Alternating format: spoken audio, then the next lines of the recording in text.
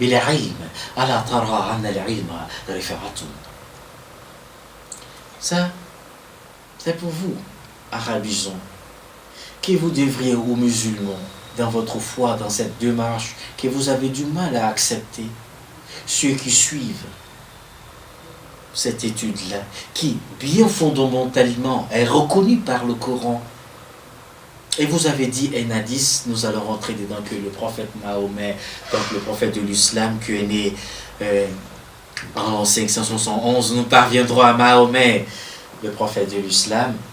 Vous avez dit que Mahomet a enseigné que Man ata kahina fasaddaqahu bima yaqul faqad kafara bima unzila ala Muhammadin ay ala Abil Abbas Abil Qasim afwan, que celui qui part chez un mage qui apprend et qui crut à ce que le mage développe, alors la personne a quitté la foi mahométane. Si ce hadith est vrai que Mahomet l'avait dit, alors il vous parvient maintenant de trouver la jonction entre le verset du Coran et l'hadith. Vous avez pensé à un moment à l'autre, entre guillemets, que cette pratique enseignée par Idriss, qui est pratique d'ailleurs chez les parents d'Ozo, les chercheurs traditionnels, mais qui sont basés sur la tradition de l'Idriss, que c'est idolâtrie. Mais vous acceptez que dans le Coran, on peut soigner avec les arbres. Et vous enseignez dans le Coran. Regarde les musulmans, il y a trop de choses qui ne passent pas.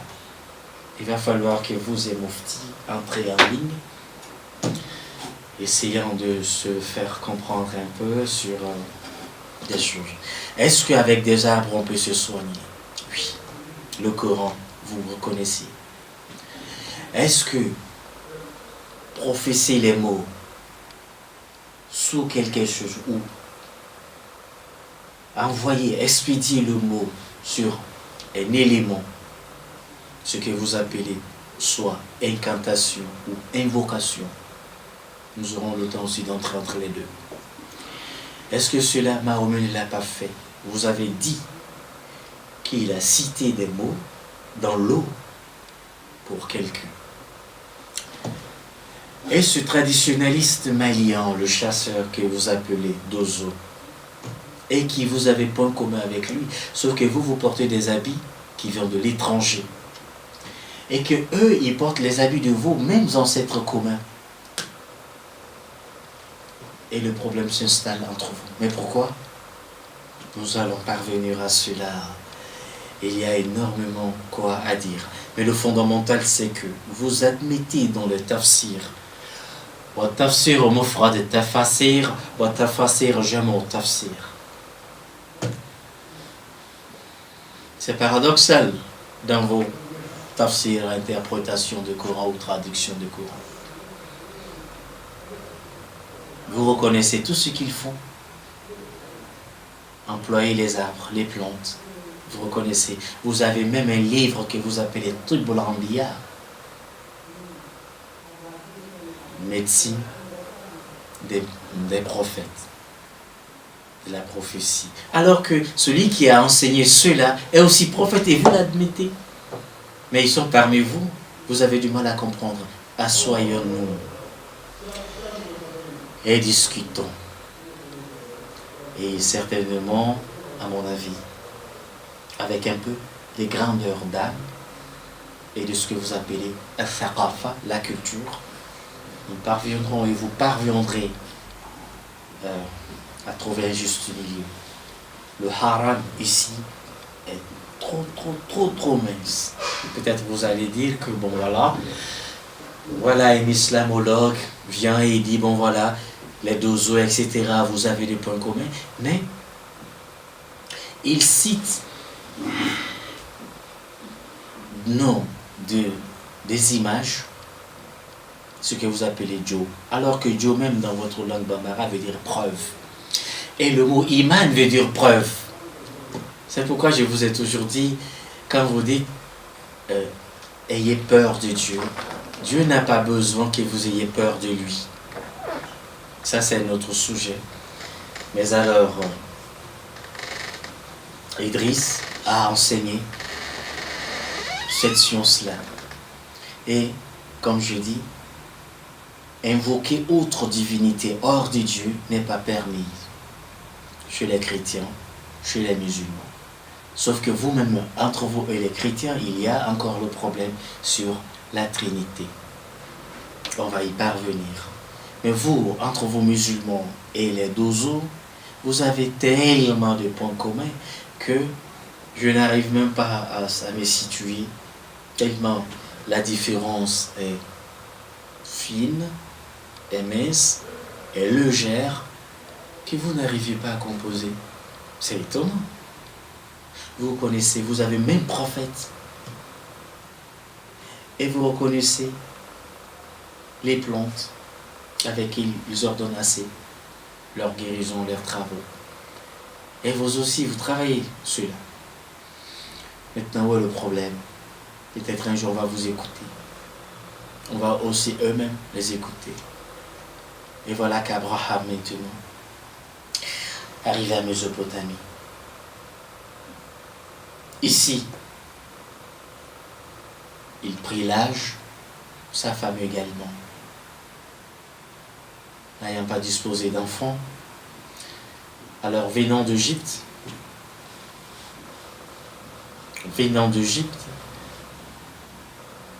il y a eu de servantes que le pharaon dont j'avais parlé avait donné à Abraham, qui s'appelle Agar. Mais regardez ce qui est similaire, c'est que dans ce même pays d'Alexandrie, il y a eu aussi un roi qui a donné aussi une autre servante à Mahomet qui s'appelle Marie.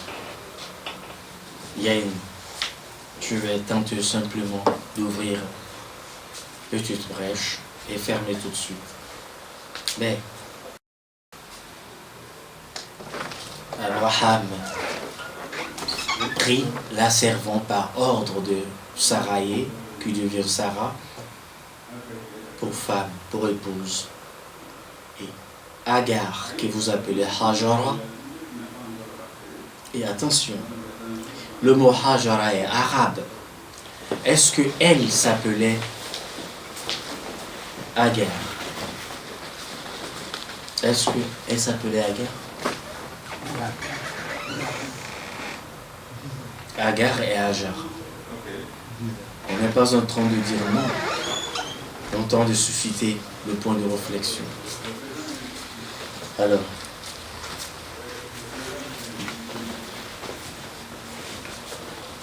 Abraham aura pour épouse, deuxième épouse, je dis bien deuxième épouse, Agar, sous l'ordre de Saraï. Et qu'est-ce qui se passe? Il trouvera un fils appelé Ismaël, qui signifie Dieu a entendu ma prière. Et ensuite, il trouvera un autre enfant de la part même de sa première épouse, qui sera appelé Isaac, qui signifie dans l'ancien hébreu le rire, au cri de rire, et ton amant, Isaac. Mais attention, nous n'avons pas arrivé aujourd'hui à la Mecque, mais nous sommes en train de dire que l'histoire nous enseigne que Mahomet est venu d'Ismaël. Et bien si Mahomet est venu d'Ismaël, Ismaël n'est pas né à la Mecque. Mais le texte de Coran enseigne que Mahomet est né à la Mecque. Mais Ismaël, lui, il n'est pas né à la Mecque. Et ce qui est paradoxal encore, c'est que Mahomet dit qu'il est arabe. Mais Abraham n'est pas arabe, il est hébreu. Et son fils Ismaël non plus n'est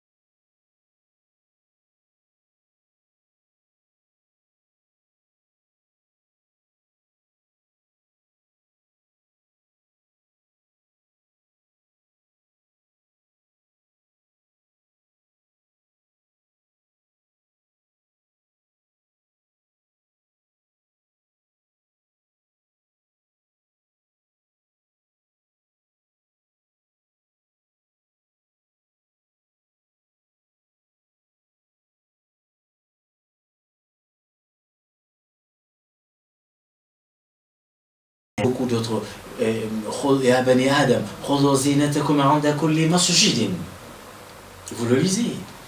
Là, il parle des enfants, alors que en français pluriel commence par deux, et en arabe pluriel commence par trois. Mais pourquoi le pluriel ici est par trois et les musulmans donnent deux? Alors nous devrons méditer sur ça. Dans le tafsir d'Ibn Kathir, de Tabari, et bon nombre, plus de 80% de nos interprétations du Coran se limitent aux deux enfants. Est-ce que peut-être le savoir à l'époque n'était pas parvenu? Ou aussi peut-être c'est l'abstinence? Ou c'est quoi? C'est un sujet de réflexion. Ici, dans notre chaîne Énergie TV qui nous permet de vous mettre en évidence, en direct, avec exposé de tous ces grands livres et qui vous permettent, vous, d'être libre de votre propre maturité et de tirer des conclusions. Ici, ce que Abraham avait une troisième femme qui s'appelait Ketura. Et donc, le nom de l'un de ses enfants apparaît dans le Coran et dont les gens n'arrivent pas peut-être prêter attention. Le Coran vous dit wa ila Madiana akhahum Shu'ayba. Alors que cette terre, la terre de Madian, fils de Ketura, Abraham avait plus de 7 enfants. Et ça, c'est naturellement, absolument propre et contextuellement le test même. ووصى بها إبراهيم بنيه ويعقوب dans سورة la vache في سورة البقرة تقرأونه في سورة البقرة ووصى بها إبراهيم بنيه وبنيه جمع أبناء جمع ابن إذا إن لإبراهيم الخليل أبناء تجاوز عن إسماعيل وإسحاق أين بعد? La question vous, arabisant, on vous la pose. Où est le complément, le restant de tafsir que vous donnez de ce test qui est omis depuis des siècles? Alors, la troisième épouse d'Abraham s'appelle Ketura. Elle a donné environ 6 enfants, ou même 6 enfants, ou 7 à Abraham. Et donc, Ismaël, Isaac et Madian, et 4e né de Ketura. Et il y en a encore d'autres. Mais ce qui est arrivé dans le Coran, pour vous mettre en évidence avec le Coran, ce n'est pas une nouvelle interprétation, mais sauf qu'on est dans le Coran. C'est l'étude poussée. Et que chacun peut chercher, aller loin. Mais vous dites que Shu'aib est descendant d'Abraham. Mais s'il est descendant d'Abraham, mais vous dites aussi que Shu'aib ne serait pas venu d'Ismaël et il n'est pas venu d'Isaac. Mais il est venu de qui? Il est venu de Madian. Sa terre, la terre voisine de l'Égypte, près de Sinaï. Et lorsque Moïse fuyait Pharaon, il s'est adressé. Vous le lisez dans la sourate Al-Qasas. Moïse s'est adressé là-bas. Et il rencontra quelqu'un qui sera le père de sa femme, de son épouse, Séphora, qui lui donnera 2 enfants. Aujourd'hui, nous arrêtons ici. Et, Inch'Allah, prochainement, nous allons progresser en conclusion. Donc, ce que vous appelez en arabe el-Mukhtasar, en résumé. Nous voulons rentrer dans l'islam historique. Mais nous ne pouvons pas aboutir sans toucher Abraham, le père commun de toutes ces foi-là, ou même de la foi-là. Et il y a une question ici. Y a-t-il 3 religions? Ou 3 législations? Ça aussi est moment, on va arriver. On arrive à un point de départ où prochainement, nous allons entrer dans Mahomet, le prophète de l'islam, né en l'an 571.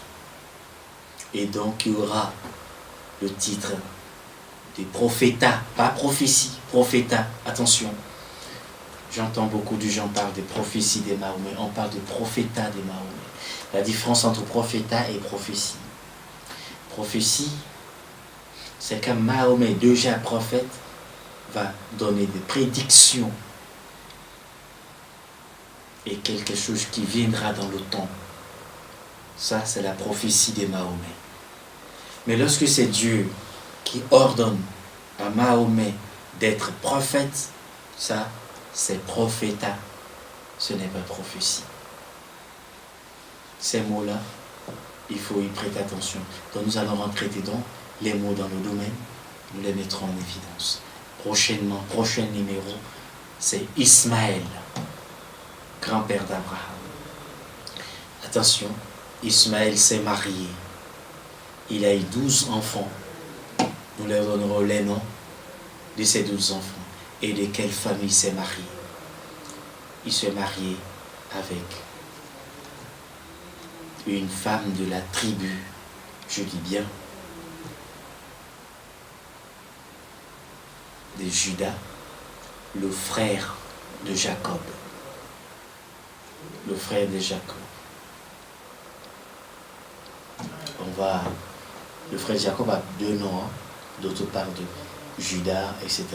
Mais le premier Juda que nous avons connu, c'est l'oncle même d'Abraham.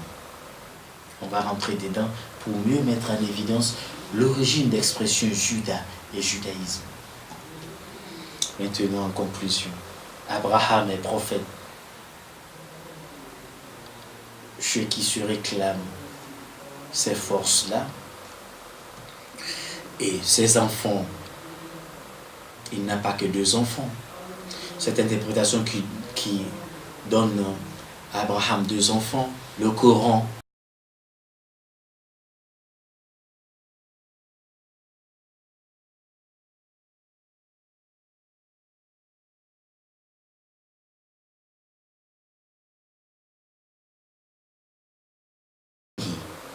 il n'a pas d'Ibrahim Bneihi et d'Ibrahim Banihi.